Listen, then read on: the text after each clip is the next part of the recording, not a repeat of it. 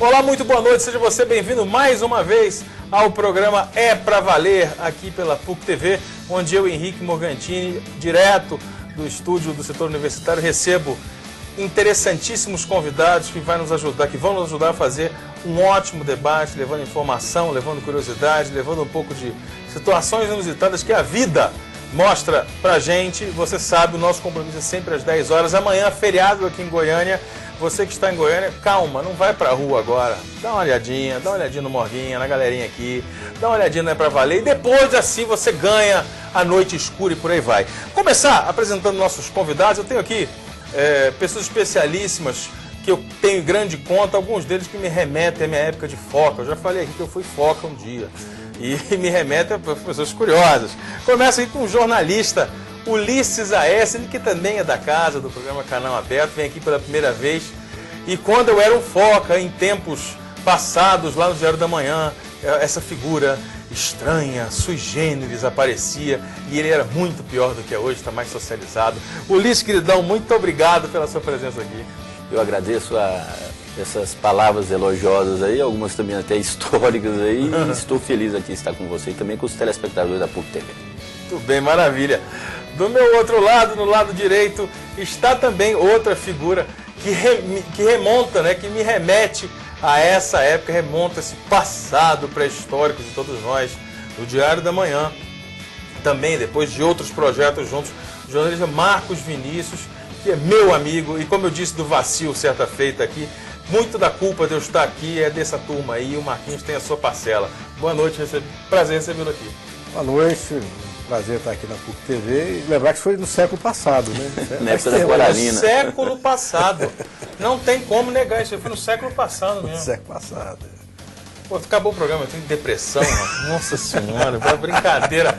Eu vou continuar aqui porque eu trouxe também o meu amigo Daniel Santana, diretor responsável por esse programa, que hoje nos brinda com a presença dele, dispensa qualquer tipo de apresentação. Daniel Santana, advogado, jornalista e sabedor das verdades da vida. Boa noite, Pedro. Boa noite, Morgantini, amigos da PUC TV. Aqui eu estou em casa, todos sabem o carinho que eu tenho aqui com essa emissora, com o programa. E muito feliz de estar aqui mais uma vez, agora na frente das câmeras, principalmente porque hoje, além de você, estou com dois amigos aqui também, o Ulisses A.S. e o Marcos Vinícius, pessoas que eu tenho em alta conta, que eu gosto muito, admiro muito pelo trabalho. Se você em algum momento teve a influência deles para se tornar jornalista, eu tenho e sempre tive admiração pelo trabalho deles e aprendo muito com eles. Pô, coisa boa, hein? Isso é bom. Eu não achei estranho que você não me colocou no seu hall de amigos. Eu queria então desdizer o que eu disse aqui agora. Não é amigo, tá aqui porque realmente teve que completar e por aí vai. Bom, mas o bom de fazer esse programa é isso. A gente pode trazer nossos amigos aqui e ainda bem que nós temos amigos de grande qualidade que nos ajudam a fazer um excelente debate. É pra valer há algum tempo, já terminando amizades. É pra valer, findando ciclos de amizades. Muito bem, vamos com a coisa do século passado, tem que acabar mesmo, é muito antigo. Vamos lá, vou mostrar o videozinho, mostra o videozinho, o que tá aí atrás, que hoje é um negócio muito especial, muito sensacional. É um vídeo de 1978, presta atenção nesses vagões aí, nós três aqui, nós quase gostamos muito de rock and roll. Em 1978, o Eric Clapton foi convidado para fazer uma série de shows pela Europa. Então ele tinha a opção de fazer aquela situação tradicional, ir de cidade em cidade, com um avião, pegando voo e tudo mais. O que ele fez? Ele alugou esses vagões que pertenceram, atenção, Ulisses A.S., ao Terceiro Reich. Que é isso? Olha. E ele foi com toda a banda, toda a tralha e o equipamento de filmagem, registrando esses momentos, fazendo shows de cidade em cidade, quase como um circo Mambembe. O Eric Clapton fez isso. Mas ele tirou a cinza antes. Rapaz, não vem com essa história. Eu acho que tirou e com rock and roll. Rapaz, o Marcos Vinícius já tomou um cartão amarelo aqui nesse negócio. Mas vamos lá. E aí ele foi de cidade em cidade fazendo registro e isso virou um grande documentário que, por uma questão que eu desconheço, nunca foi lançado. Para resgatar isso aí, esse documentário está na íntegra no YouTube. Ele chama Eric Clapton and His Rolling Hotel. Quer dizer, esse é o hotel ambulante. Vale muitíssimo a pena, não conheço legendas, se você não entender muito de inglês vai ser um pouco chato, mas vale a pena ver pelos depoimentos, pelos shows, é muito interessante. muito bacana. Todo mundo aqui curte o Eric Clapton, não tem objeção. Não tem não. Pessoalmente eu gosto demais dele. Eu gosto, tem uma música que não é muito... As pessoas... Aquela tem um momento, Cocaine. Cocaine. Que é um embalo. Fica parecendo, você está defendendo droga, não é isso. Você tem que ouvir a música, o embalo da música, para entender mas a música hoje... Hoje seria uma música proibida, né? Hoje, segundo, pelo menos assim, as caçandas aqui do Brasil, essas pessoas mais conservadoras, aí, esse vagão aí que nós temos de conservadores, levaria para o STF aí e seria, vamos dizer assim, processo, um objeto de demanda hoje. Se cocaine poderia tocar ou não nas rádios, ou seja, nas emissoras do Brasil, ou também se o próprio YouTube não poderia ser censurado, como alguns países aí vermelhos tentam fazer isso. O AS, ela entraria na conta no mesmo lugar onde está o Mark Twain, que também está sendo processado, a obra dele sendo censurada, e o nosso Monteiro Lobato? Monteiro Lobato, justamente. Ou seja, há no Brasil, às vezes, um discussionismo muito grande.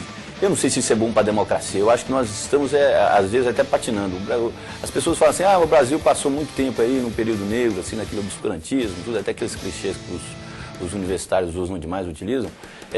Mas nós estamos avançando. Bom, eu não sei se é avanço você questionar hoje, por exemplo, uma obra do Monteiro Lobato, por exemplo, vou colocar aqui o título, Negrinha, segundo a afirmação de quem quer que o livro seja proibido, porque é preconceituoso, é racista, aquela coisa toda. Ou seja, veja bem, é um livro de época, um livro que foi feito há alguns anos, né? Ou seja, põe anos nisso aí, sendo questionado na alta mais corte que nós temos do país, justamente porque pode ter esse preconceito, segundo a informação dessas caçandas aí proibicionistas. Eu acho até que é preconceituoso, sim. Como o Presidente Negro, ele escreveu, ele tinha realmente, fez parte desse movimento genecista, né? É próprio do começo do século passado, do século XX. Agora, vamos ler e vamos entender por que o Monteiro Lobato era racista.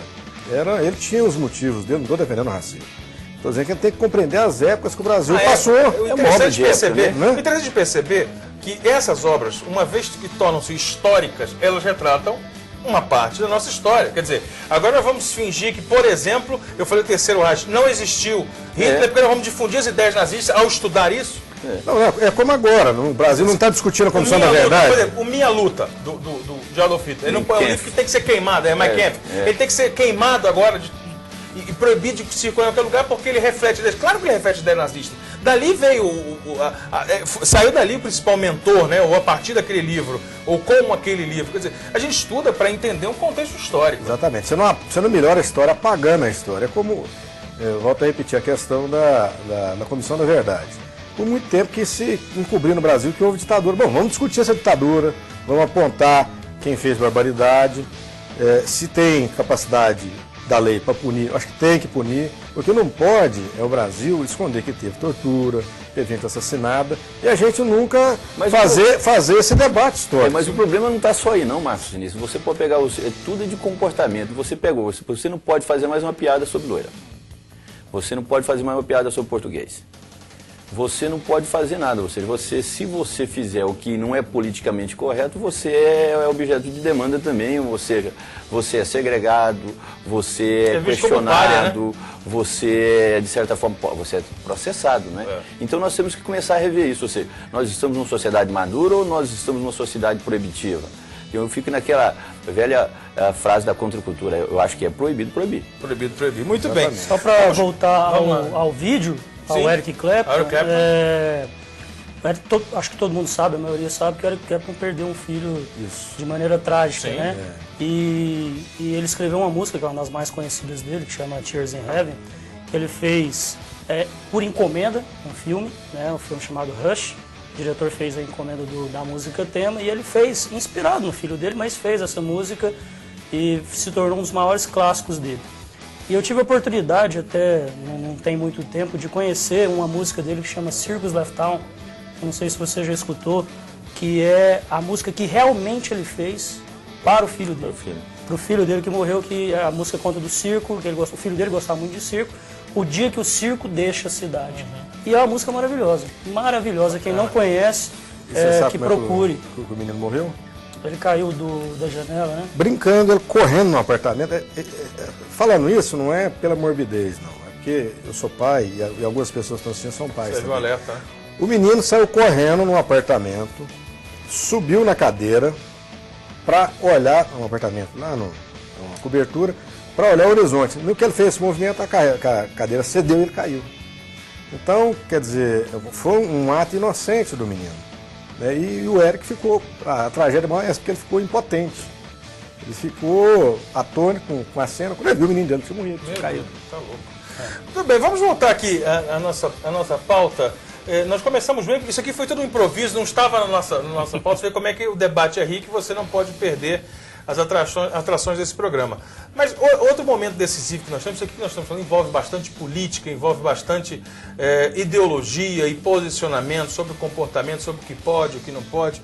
E eu acredito, e por isso trouxe essa pauta para os nossos debatedores, que nós estamos num momento bastante curioso da política nacional. Nós ultrapassamos a primeira fase das eleições municipais, nós temos ainda grandes cidades, capitais, decidindo o seu pleito. Nós temos particularmente a maior cidade da América Latina decidindo o seu pleito.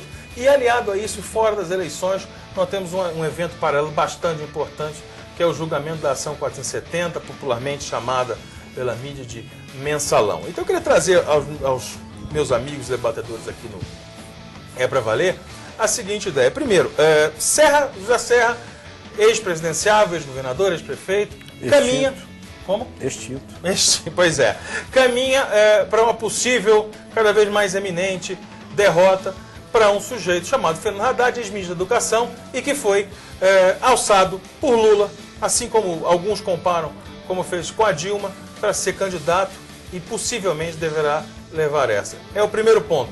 O que significa uma derrota para o PSDB numa cidade como São Paulo, dentro do estado de São Paulo, e todo esse cenário favorável que sempre houve em relação ao Alto Tucanato na cidade e no estado. E outra parte, essa também eminente condenação, já foram condenados, agora falta só dosimetria das penas da Ação 470 do Mensalão, com a condenação de grandes nomes históricos do Partido dos Trabalhadores.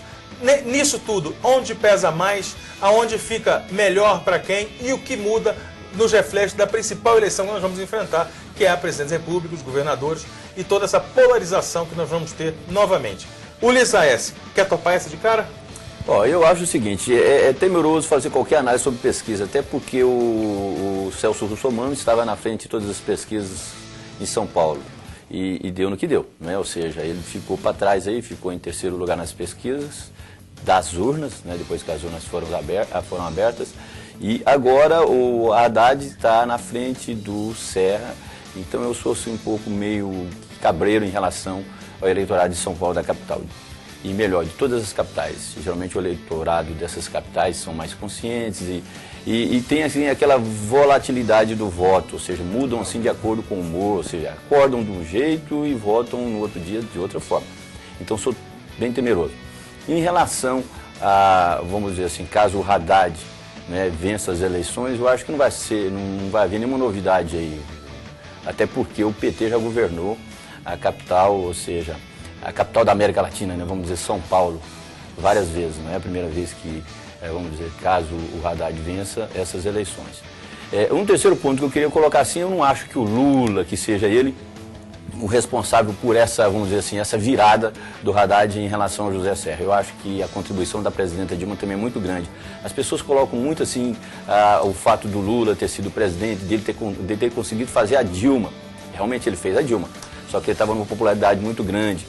E eu acredito que essa mancha do Mensalão, dessa 470 aí, pode prejudicar um pouco. Não a biografia, vamos dizer assim, da presidenta Dilma, de outras pessoas, outros petistas históricos, outras pessoas, figuras emblemáticas do partido, mas o PT e essas pessoas que estão envolvidas.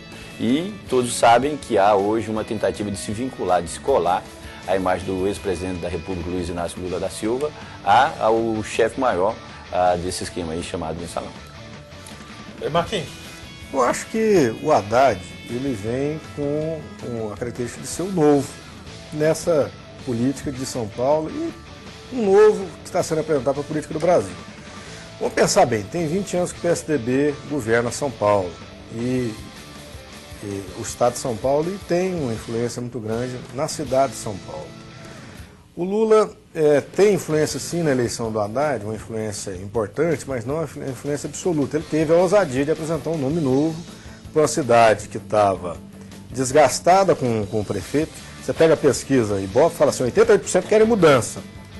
Bom, identificar no Haddad essa mudança. Então o Lula teve a ousadia de apresentar um cara novo, com a cidade estava cansada dos mesmos nomes. E tudo indica que vai ter sucesso. Eu acho que essa eleição ela fecha um ciclo também para o Serra e para uma parte de políticos ligados a ele, o presidente Fernando Henrique Cardoso e o PSDB de São Paulo vai ter o desafio também de fazer aquilo que o PT está fazendo com o Haddad em São Paulo, com o Márcio Pocman em Campinas, com o Elmano em Fortaleza, que é apresentar nomes novos à sociedade e a sociedade apreciar, eleger ou não esses nomes novos. Com relação ao mensalão, Morgantini, eu vejo com preocupação a maneira como esse processo foi julgado no STF. A toque de caixa. Ontem, poucas pessoas acompanham, a gente que escreve sobre política obrigatoriamente tem que acompanhar essas sessões. Ontem você via o Marco Aurélio rindo no momento que estava fazendo a explanação para a condenação dos réus, o Gilmar Mendes rindo, inclusive o Gilmar participou de um evento, no lançamento de um livro contra o Lula. Então você vê que o STF, que na concepção do meio jurídico e das pessoas comuns também, teria que ser o grande defensor das leis, o defensor da Constituição, nesse caso específico ele se transforma num tribunal de exceção. E a influência do mensalão na eleição, tudo indica, foi zero até agora, porque se tivesse influenciado, o Haddad não tinha chegado no segundo turno, o PT não estaria disputando em 22 cidades de 38 no segundo turno, enfim. Ele foi um evento, um espetáculo mais para dar uma satisfação. A mídia cobrou muito essa questão do julgamento mensalão e deixa aí lacunas, por exemplo, por que o chamado mensalão do PSDB, que foi em 98, ainda não foi julgado? O mensalão do DEM, que foi agora em 2010, por que ele não chegou também a julgamento?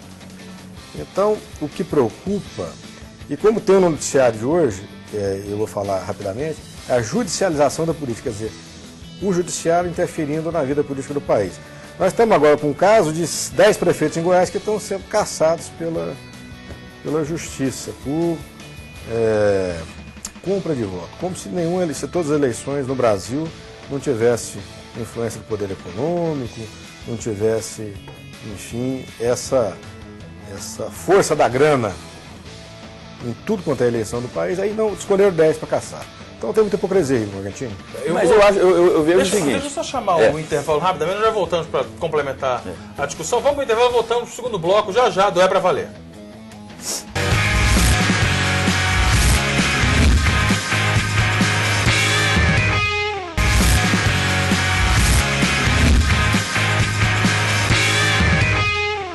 Voltamos aqui para a segunda parte do É Pra Valer, o seu compromisso todas as terças-feiras às 10 da noite, aqui na PUC TV, você sabe disso.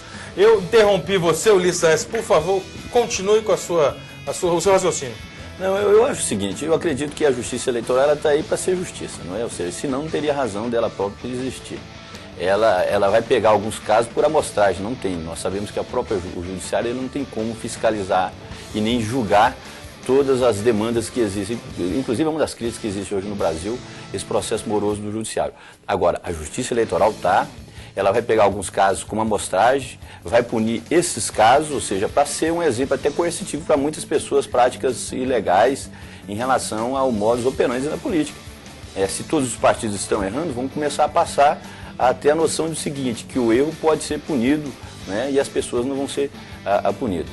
Em relação ao mensalão, é o seguinte, eu acredito, se o STF estivesse absolvendo todas as pessoas ligadas a esse caso aí que chama mensalão, infelizmente, eu sou até ligado ao pessoal do PT, eu já fui militante do PT, já fui candidato a deputado estadual pelo PT, hoje não faço mais parte da legenda, conheço pessoas demais, tem inclusive algumas dessas que estão sendo jogadas aí que eu conheço, assim, pessoas amigas. Então, eu acho ruim essas pessoas estarem envolvidas. Agora, se o STF tivesse absorvendo essas pessoas, provavelmente estava todo mundo elogiando o STF. Não é? Ou seja, eu digo todo mundo que está condenando o STF hoje. Então, eu acho que o papel do tribunal, dessa corte, é fazer justamente isso.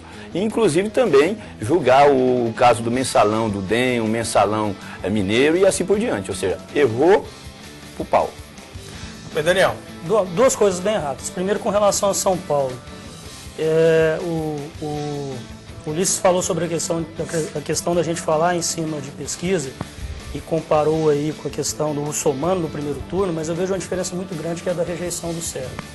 E eu acho que nesse segundo turno essa rejeição só aumentou pelos posicionamentos dele, inclusive com a imprensa. O político muitas vezes ele tem que entender que quando ele é agressivo com a imprensa, ele está sendo agressivo com quem está assistindo. Quem está assistindo não suporta ver alguém ser agressivo com a imprensa, independente, aí não quero entrar na questão do jornalista ter sido irresponsável ou inconveniente, eu acho que isso daí já é uma outra coisa. Não acho que isso deve acontecer. Também não acho que é um fenômeno do ex-presidente Lula. Nós tivemos uma campanha aqui em Goiás, por exemplo, que fez com que o Marconi, que começou como o Haddad, mais ou menos, lá atrás nas pesquisas, não era nem citado, tinha uma pouca porcentagem, fez o Marconi ser eleito pela rejeição que naquele momento o Iris Rezende acumulou como governador do estado de Goiás. Eu acho que isso está acontecendo na Prefeitura de São Paulo nesse segundo turno. E com relação ao Tribunal de Justiça, ao STF, aí eu penso o seguinte: nós temos ainda muito a discutir e esse julgamento, né, do mensalão, eu acho que ele é o ponto inicial para se adaptar à justiça, para que a justiça possa sim interferir na vida política do país. E vou te falar por quê. Historicamente, a política no país, ela não é condenada por nada. E o político, ele não tem medo de nada. O político, muitas vezes, ele perde o cargo. Nós tivemos um presidente que sofreu um processo de impeachment e ele voltou a ser político depois porque ele não foi punido pela justiça por nenhum dos atos dele à frente do governo. A punição dele foi administrativa.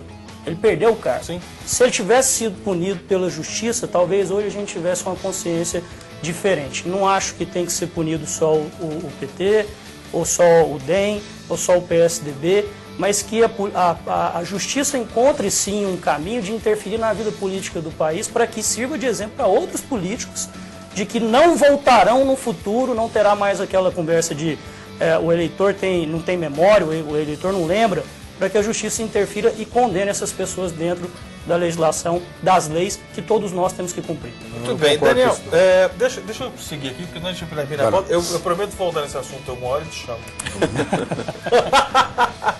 Não importa o quanto tempo passe, meu compromisso com você é longo. Não, depois a gente sai daqui e vai discutir. Hoje amanhã é feriado, estamos trocando fazer um grupo de e-mails. Olha aqui, a imagem é completamente surreal, surpreendente e realmente representa, para além do que nossos olhos enxergam, nos leva a uma reflexão muito grande. A foto de autoria de Aris Messinis ganhou o prêmio Bahia Calvados para correspondente de guerra. A imagem é do dia 10 de outubro de 2011. Eu contei essa história toda e não a descrevi, porque eu quero que vocês vejam essa imagem para depois a gente pensar e refletir sobre ela. Mostra para mim a imagem. Essa é a imagem do Aris Messinis. Essa foi na cidade de Sirta, na Líbia, durante a insurgência popular que levaria a derrocada do sanguinário Muammar Gaddafi. Simplesmente no meio de um tiroteio, no meio dos populares, desse grupo, na verdade, contra, um homem aparece tocando violão e ele permaneceu tocando violão enquanto um tiroteio acontecia. Aquele é o primeiro a ser morto, eu acho. Que o povo não gosta desse tipo de gente assim, sabe? Acha que é maluco, aquela coisa. Tem um preconceito muito grande no Brasil. Ele não tá de colete com a prova de bala, não? Ele volta lá, imagem. Tira o Morgantini, volta lá. Não tá não, rapaz, tá? Não, ele fumou uma maconha estragada. Justamente, ele tá muito mal aí. É de Pirinópolis esse aí, certo? Não, mas ele tá com um colete. Eu achei essa foto... Não resolve, não. Eu não conheci fuzil, olha resolve, aqui, eu não. não conheci os concorrentes, as outras fotos do prêmio para correspondente de guerra, mas é de se impressionar. A coragem e assim, a beleza da sorte do instante da imagem, no meio de uma guerra, você vai aparecer tocando um... Morgantini, pra mim, tá com cara de fotomontagem, né? Acho que eles prepararam esse cara pra ficar lá. Não. Tá muito surreal isso aí. Não é, não. Por que ele estava cantando? Mas engraçado que... Não, aí foi Seria uma de interessante lágrimas, saber. né? Blow the Wind?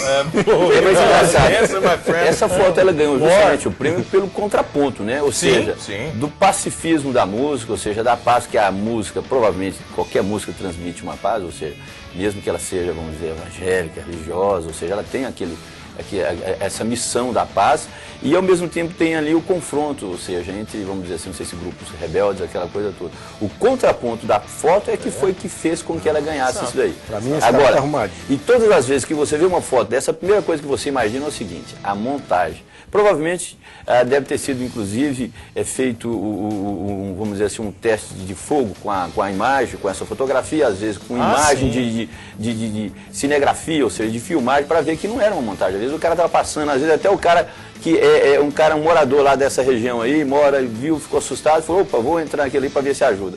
Pode ser que tenha realmente uma... Com um violão? Vou ver se que eu fico. Você não viu aquele na Praça da Paz Celestial? Ou seja, o cara entrou na frente de um tanque de guerra, ou seja, ele naquele pacifismo dele, naquela ingenuidade... Você acha que aquele chinesinho tá vivo, né? Eu não sei, acho que não. Mas tá na cadeia, parece. Mas atropelado por tanque ele não foi. Não. Mas ali salvou. É um momento que você tem câmeras e a imprensa. Agora, naquele momento ali, você tem um cara no meio de um fogo cruzado. Mas ali deve, mas dá uma olhada, filmagem. volta a foto, dá uma olhada na parede atrás dele. O tanto de buraco que tem na parede. A coisa não tá fácil. A coisa não tá fácil para o violeiro líbio, né? Não tá fácil. Assim como uma coisa que tá mais ou menos fácil, o Daniel tá ali, congelaram o Daniel. Agora só uma Daniel, ressalva. toca um violão aqui no meio do negócio, Daniel. Só uma ressalva, Morgantini. Nessas regiões de conflitos aí, é a coisa mais simples você encontrar pessoas desse jeito aí, vamos dizer. É como, eu digo que existe preconceito no Brasil. No Brasil, qualquer cara ia falar que era um aloprado, não é? Então, nessas regiões existem pessoas desse jeito aí, pessoas que se levantam e não se intimidam com o barulho das balas, com o riscar dos fogos. Vou explicar uma coisa aqui e assim por diante. Importante. Eu entendi tudo que você falou, entendi a mensagem e você sabe, eu concordo com você. Agora, o sujeito pegar um violão no meio de pouco de R15 e fuzil, sim, ele é aloprado. Doido! É de guerra. Assim como não é normal morrer em Taiwan. Não tá fácil ver todo mundo, mas a gente tá melhor um pouquinho. A vida em Taiwan, rapaz, nem sempre morreu é um negócio lá, um negócio chato e sem graça. Isso, pelo menos, quem mostra é o antropólogo Mark Mokovitz, que fez um documentário sobre uma prática muito interessante que ele deu o título de Dancing for the Dead, Funeral Strippers in Taiwan. Mostra, nós temos um videozinho, mostra esse vídeo do que acontece em Taiwan. Bacana, todo mundo aqui acho que já ouviu dizer que um amigo foi numa festa dessa, né? Ninguém aqui nunca foi, eu sei que vocês nunca foram. Polidense. Né? Isso. Tudo bacana, né? Tudo normal, nada de novo. Exceto por um fato, meus amigos. Isso aí é um enterro. É um enterro? É um funeral. Segundo a tradição local, as mulheres exibem seus corpos para, entre outras coisas, acalmar as almas penadas. Então, em vez de você contratar todo um aparato com flores, você ficar lá numa situação tranquila, quietinha, velando, você vela o vovô, o titio, você vela o papai. Isso nos Estados Unidos tem outro nome, viu? Que tal? E se a viúva for gostosa, já arruma o marido ali, né? Já faz o polidense. Não é ela que vai, pelo amor, não põe a viúva nisso. Não? Não, isso aí eu entendi errado, então. Não, a viúva fica lá do outro lado, uma boa, entendeu? Você sabe que teve uma morte interessante em Taiwan, questão de um ano atrás, mais ou menos, né? Aquele cara que fazia o Kung Fu, David Carradine. Sim, morreu de forma bastante curiosa. Morreu... Eu não gosto, no horário a gente pode falar isso, porque você não gosta de dar ideia. Porque a minha tese é que todo adolescente, que pode estar nos assistindo, todo moleque puber e adolescente, ele é um tarado, um maníaco sexual em potencial. Exatamente. Ele morreu numa técnica bastante conhecida, bastante perigosa, e que não é raro matar gente, chamado asfixia autoerótica. O sujeito se aperta, se asfixia com alguma coisa, um lençol, um garrote, no caso dele era um garrote. Um garrote, um cinto, enquanto ele se masturba. E ele vai apertando, conforme o ar vai faltando, a excitação vai aumentando, o fluxo sanguíneo vai aumentando, o cérebro vai dando aqueles lapsos, isso em tese, ou para alguns, aumenta a sensação de prazer e os delírios que você vai estar tendo ali pela ausência, ora presença de sangue. Só que numa dessas, David Carradine realmente empolgou. Ele estava no funeral. Aí esse funeral seria perfeito para ele. E ele foi para Cucuia. Ele não chupou manga naquele ano. E aí tem mais uma vez a questão da diferença de cultura, né? Em Taiwan, são culturas diferentes. A cultura, pelo menos para esses aí, a morte ela tem que ser algo alegre. Celebração, comemorar. Isso. E aqui no nosso país a morte sempre foi para ser chorada. Doloroso, né? Até existe no interior, os mais velhos vão lembrar, quando o defunto não era bem quisto na cidade e morria, se contratava a carpideira, que era para ir pro enterro chorar para mostrar que tinha alguém sofrendo com ele. Porque ninguém sofria naturalmente se não fosse pago, não chorava, então mostra a diferença. Mas na Bahia eles matam um bode e bebe cachaça. Interior da Bahia, da Bahia. Muita história nem bebeu defunto. Esse negócio é muito comum. O problema é que existe uma certa homogeneização da morte. Ela é feita através do quê? Através das culturas que nós temos, que elas são uniformizadas através dos meios de comunicação de massa, às vezes, por exemplo, das instituições religiosas que nós temos no país. Então, nós temos uma instituição religiosa no Brasil que ela rege todos os estados. Então, ela coloca a morte de uma forma ali, não é? O Marcos colocou bem aqui em alguns, por exemplo, se você for pegar algumas bibocas, alguns interiores do Brasil, você é servido pão de queijo, servido café, pinga. As pessoas têm, vamos dizer assim, até um certo delírio em relação à morte, ou seja, diferente dessas mortes que nós vimos, que nós presenciamos hoje, por exemplo, nesse grande centro, onde as pessoas fazem aquilo ali como se fosse um grande espetáculo também, não é? A começar do ataúde, ou seja, do caixão, a forma que as pessoas se vestem. O negócio é o seguinte, sim ou não, topa um funeralzinho desse com stripper, festinha? Eu prefiro na hora. Eu prefiro não comparecer. Eu só não queria ser no meu funeral. Exceto pelo fato de você ser o morto, tá ótimo, né? Eu não queria ser o morto. Bem. Vamos ver quem topa essa aqui então. Inaugurado em Varsóvia, na Polônia, não é a menor casa, mas a casa mais estreita do mundo.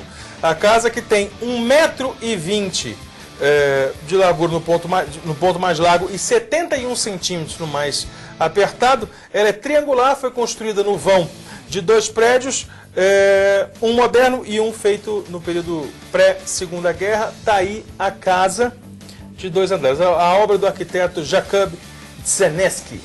Foi inspirado em Auschwitz. Olha isso aí. Eu achei interessante. A casa é feita, só o da casa é feita de plástico e alumínio, faz parte de um projeto artístico. Ela tem no primeiro andar, banheiro com chuveiro, cozinha, mesa para 2 e um sofá. Segundo andar, uma cama de casal, uma mesa e uma cadeira. O que é interessante é a gente ver como é que vamos dizer, a cultura em relação às próprias moradias, às próprias habitações. Há pouco tempo, cerca de um mês, na Inglaterra foi vendido, talvez lá seja considerado o menor apartamento do país, ou seja, 300 mil, parece que foi 300 mil dólares. Era um apartamento que nós cabia. Sobre isso aqui, ele chegou a 500 mil libras. 500 mil libras. Cabia apenas uma cama de solteiro, não era nem de casal nesse apartamento. Aí eu conversei com algumas pessoas, mas você compra isso aqui, com esse dinheiro você compra uma mansão em Goiânia, tudo bem. Agora veja bem, você comprou um apartamento que dá para você dormir apenas para sua pousada, aquela coisa toda, numa das cidades maiores do mundo, um dos destinos turísticos mais disputados de todo o planeta Terra. Então veja bem, a diferença é muito grande. Isso aí foi uma proposta artística, não é? Ela não é habitacional, ou seja, ela não tem esse sentido tudo, mas com essa densidade demográfica que acontece nesses grandes centros, você pode ter certeza, Morgantini, que esse tipo de habitação vai ser coisa comum mais na frente. Ou seja, você vai da Polônia, né? Eu apenas só falo não vai ser comum porque assim, eu, por exemplo, não poderia passar pela experiência. 71 centímetros na parte mais estreita é bullying. Não. Você sabe qual que é a iguaria que tem na Polônia, né? Como é que é? Iguaria que tem na Polônia. Qual que é? Sopa de repolho. Você encara nessa casa aí? Já contei o Damião, o sujeito morre. Fechado no trancado? Isso aí, foi inspirado na claustrofobia. Tá doido. Ele tá brincando comigo. Esse apartamento que você falou, esse nós falamos sobre ele aqui, se você esticar os braços... você toca nas paredes. Tocava nas 2 paredes. Esse apartamento. Mas aquela coisa... Feita Harrods, um dos poucos prédios de toda Londres que tem a metragem dele é a mesma de uma mesa de sinuca. Mesa de sinuca. É, uma mesa de sinuca. Agora veja bem, o que é 300, vamos dizer, 500 mil reais? Né? Ou seja, às vezes até R$1 milhão para quem tem dinheiro e quer morar num dos endereços mais famosos da Inglaterra, ou seja, de Londres. Não é uma coisa pequena, né? Até nós sabemos que a nossa passagem pela Terra é muito pequena, então acho que vale esse sacrifício aí. A vida é muito curta, você fica economizando com poucas coisas. É melhor você ter um apartamento desse na Inglaterra do que ter, às vezes, quem sabe, 100 alqueires de terra aqui no estado de Goiás. Desperdiçado aí, ou seja, improdutivo e aquela coisa assim, que quem vê aquilo ali é só a lua ou o sol. Nós vamos para o nosso segundo intervalo, voltamos para a última parte aqui do É Pra Valer.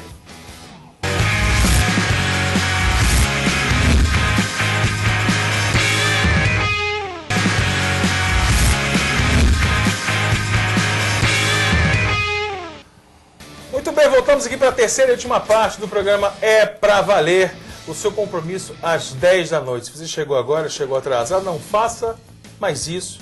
Nós começamos às 10 e eu recebo você aqui na PUC TV semanalmente às terças-feiras. Meus amigos, nós voltamos com um assunto muito delicado, uma fatalidade, uma história de uma tragédia. A opinião é livre para cada um interpretar esse assunto, porque, como eu disse, é um assunto muito melindroso. Um menor é suspeito de matar a namorada aqui em Goiânia. Ele confessou, mas nós falamos aqui suspeito como manda o figurino.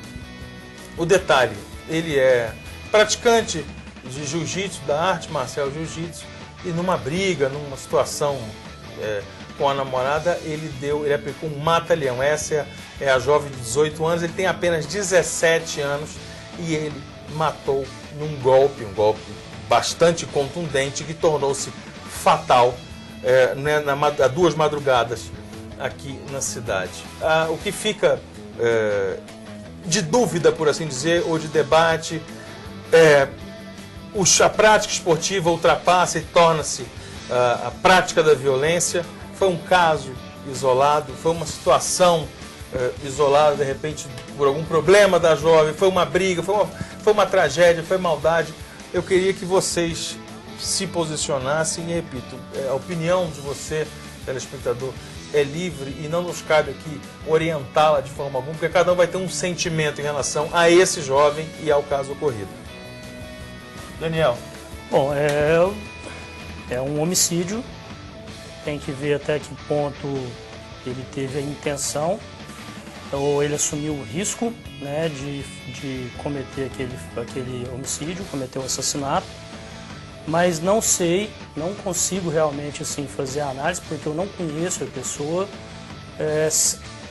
até que ponto o conhecimento da arte marcial ou da popularização da arte marcial ela tem influenciado nesse caso específico. Para isso a gente precisaria de uma pesquisa muito abrangente, para mostrar que um esporte pode sim influenciar na violência ou influenciar nos índices de criminalidade.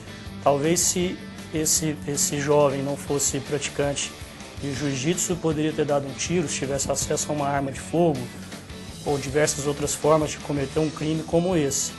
Então eu não tenho muito como opinar sem ter o embasamento, mas que é trágico, isso sem dúvida. A leitura que eu faço disso é a seguinte: eu não acredito que o esporte estimule, não. Eu acredito que a formação da pessoa possa ser que ajude a estimular aquilo ali, né?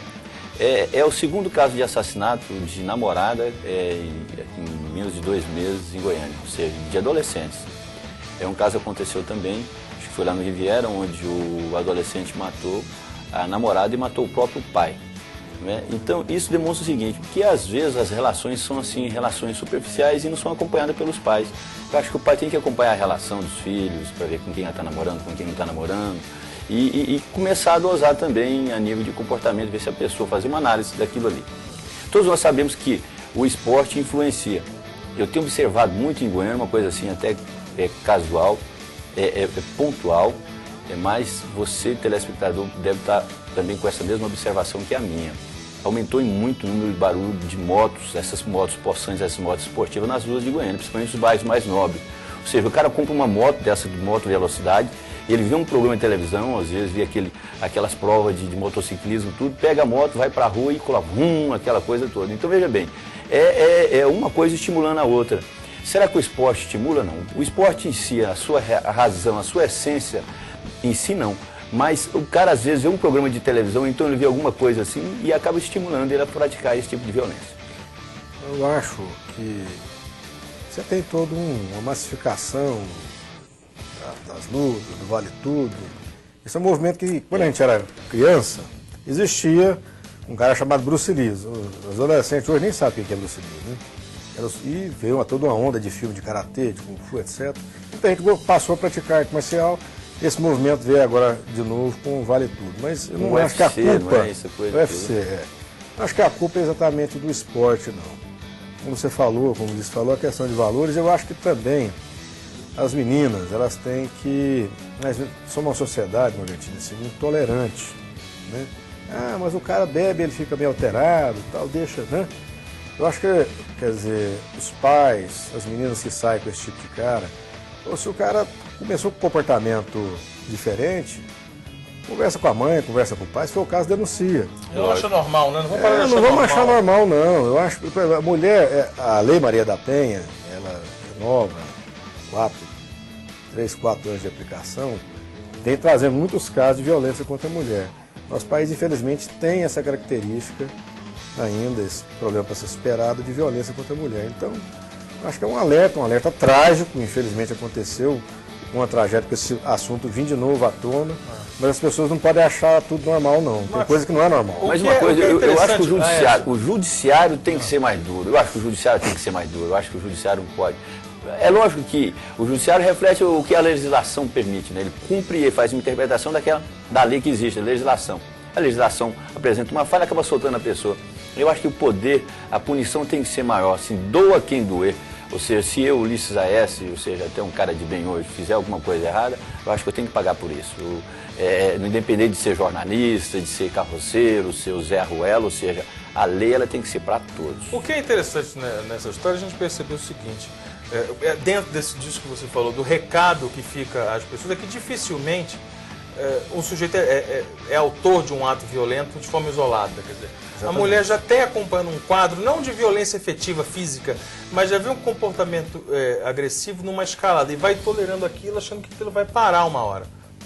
Pode ser que pare, pode ser que não. Esse é o risco que a gente precisa alertar, que se vale a pena para você ver, a gente sabe a resposta, que não vale a pena. Ainda mais, como o AS falou, nessa idade, monitoramento dos pais, acompanhamento, liberdade vigiada, sim, não de tolher nenhuma vontade, mas de acompanhar e perceber os riscos que o jovem não percebe. Vou te dar um exemplo aqui, só para finalizar aqui em relação. O caso que aconteceu em Salvador, uma jovem saiu do Mato Grosso, foi para Salvador, foi encontrada lá desacordada e praticamente assim foi vítima de estupro.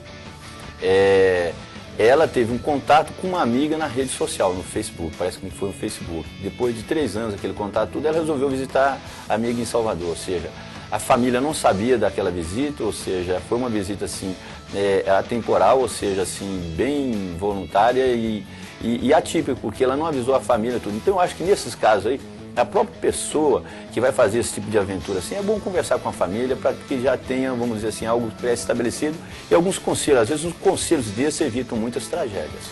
Ulisses, tem problema para dormir ou dorme fácil? Não, ultimamente o que tem feito eu dormir mais fácil é assim, às vezes até um pouco de massagem. Eu faço automassagem em mim mesmo, é tranquilo. Tá bom, é uma técnica. Vou rapidinho aqui. Quem dorme bem? Vocês que inventaram Twitter e Facebook, quem é que dorme? Não dorme. Não dorme, é uma loucura. Daniel Santana, você dorme bem? Eu durmo tarde. Eu fico acordado até mais tarde, mas quando eu consigo dormir, não bem. Eu trago para vocês uma solução sensacional, revolucionária, que uma empresa no Japão criou. Todo mundo conhece que o Japão adora o tal do anime, adora o hentai, que é o desenho mais para adulto, mas adora um desenho animado e adora estampar camisetas, roupas de cama com desenhos. Mas uma empresa resolveu, pensando nos marmanjos que têm problemas de ir para a caminha, dormir mais cedo, resolveu fazer algo mais tentador. Mostra o videozinho aí pra gente, prepara o videozinho do que essa empresa fez. Nada mais é do que um belo travesseiro, tá aqui as instruções, vou lendo pra vocês. É um travesseiro com seio. Mas esse é bom demais. Uma aplicação em silicone mostra que o personagem do desenho animado tem seios de verdade em silicone na prótese usada. Eu desenho Mas vai me desculpar, doutor, mas não dá pra dormir, não. Você vai querer pegar o verdadeiro depois, entendeu? Mas fica fazendo esse barulho aí mesmo? Não, esse barulho é propaganda, eles já acharam interessante, né? Eu não sei o que o japonês tem. Eles acharam que é tentador isso. Então qual que é o significado do barulho? É pra cachorro, né? Das duas, o japonês não gosta de sexo, porque vê uma mulher bonita dessa e conseguir dormir, não ir atrás, entendeu? Que tal? Eu não gosto de Mas sexo. aqui, Eu não um dormiria. mangazinho lá. Dá pra Eu dormir, não dormiria, não. Hã? Não, Tem tô lá, fora. tem morenas, tem loiras, ruivas, entendeu? E aí você Pô, tem... você tem que pôr na prática. Você tem os seios para você dormir. E, aliás, inclusive, no manual, que é um videozinho do comprador, vem mostrando as posições que você pode ficar para você se acomodar. Ortopedicamente você se acomoda. Não, você fica... Aqui é mais fácil. Eu aconselho o seguinte, nós tal? temos alguns escritores Resumo, aqui o em japonês Goiás. não trepa, pronto. É. O japonês, ele é mais adepto a essa parte lúdica, por assim virtual. dizer, do amor. É, virtual. Mas, viu, o Marcos Vinícius, você também é um leitor voraz, assim, todos aqui na mesa são. Né? Nós temos alguns escritores aqui em Goiás, também no Brasil, que é fácil a leitura. Você pega o livro daquele cara, começa a ler, e se você bem rapidinho. Pode citar uns 4 aí, né? Não vou citar os nomes. Olha só. Tem muitos amigos meus aí que eu Tem em considero. Goiás, tem cara que faz Tem sonífero. mais, tem. Ah, sonífero literário. No Brasil. Muito bem. Para quem é apreciador de arte, falou literatura, nós temos a reedição de um nome bastante conhecido nas artes mundiais, que é Pablo Picasso. Nós temos um Picasso literal, chama-se Tim Pet. Ele está conquistando fãs adeptos com a sua arte pelo mundo inteiro, porque ele é conhecido como Picasso. Ele sim faz isso que você pensou, e você também pensou, Lisete, que eu sei. Ele usa o próprio pênis como pincel e faz arte. Mostra o Tim Pet fazendo esse negócio. Tá ele aí fazendo um autorretrato, bacaninha. Certamente ele não faz o outro uso do pênis, né? Olha isso aí. É. A mocinha tá lá, ele tá fazendo uma reprodução do rostinho dela com o seu pênis pincel. Exatamente. Em vez de pegar a moça, levar pro motel, trocar uma ideia, fica pintando quadros, né? Não, o pior de tudo que tem maluco que compra os quadros, né? Tá certo. Ele começou há cerca de 2 anos e as pinturas dele começavam com $25. 2 anos quando ele descobriu que era impotente. R$50. Presta atenção nisso. Aham. Ele foi descoberto, tornou sensação e os quadros dele valem alguns milhares de dólares. Encaras ou não encaras? Que obra linda, vou na sua casa, que coisa bonita, singela. Quem fez foi o Ulisses A.S., que pintou e tal. Eu falei, não, rapaz, esse é o Picasso. Não, agora é Você interessante podia que... pegar essa grana e fazer um tratamento contra impotência, né? Não, mas interessante. Boston Medical Group. Não é patrão nosso aqui, mas vamos citar logo. É mais interessante, pelo que eu vi ali, o resultado final da obra de arte é uma obra, tem técnica, a técnica existe. Tem, isso aí tem técnica. tem técnica até onde não deveria ter técnica. Tem a técnica. Não sei se Onde na mão ele- ele tem mais Uma técnica. técnica peniana. O perigo é fazer o exame de próstata e achar que tá certo, né? Queria saber o que explica, muito interessante, mas eu queria saber o que explica a roupa dele. O traje. Porque é verdade, ninguém atinou que ele tá com uma Por que que ele está bota com uma e um chapéu cartola rosa. cor de rosa e uma bota? Ele Assim, tá com um chapéu, a cartola rosa. motivado no quê? Ninguém atinou pra esse singelo. Eu detalhe, atinei, ele tá vestido. eu pode ter certeza que aquele aí é o conselho de algum marqueteiro. Falou, ó, você vai fazer isso que você vai aparecer mais. Tanto é que nós estamos questionando com isso. certeza. Faz muito sentido. Ó, você pinta com peru, você bota um negócio rosa na cabeça, tá bacana. Faz uma linha legal, casual. Você é um casual tênis, bacana. Muito bem. Nós toda semana nós mostramos aqui o prêmio Darwin, o Darwin Awards. Eu expliquei para os convidados, falei para eles aqui um pouco no intervalo que o Darwin Awards é aquela premiação aos sujeitos que conseguem aprontar absurdo tão grande contra si mesmo, contra um grupo de pessoas que segue aquela máxima de Darwin de que as espécies caminham para melhoramentos e que aquelas que não são tão preparadas seguem para a extinção, para a autoextinção muitas vezes. Nós temos um caso clássico, essa edição nós temos temática, tivemos a política, tivemos no esporte, hoje nós temos uma clássica, que é de um grupo de estudantes do Tennessee.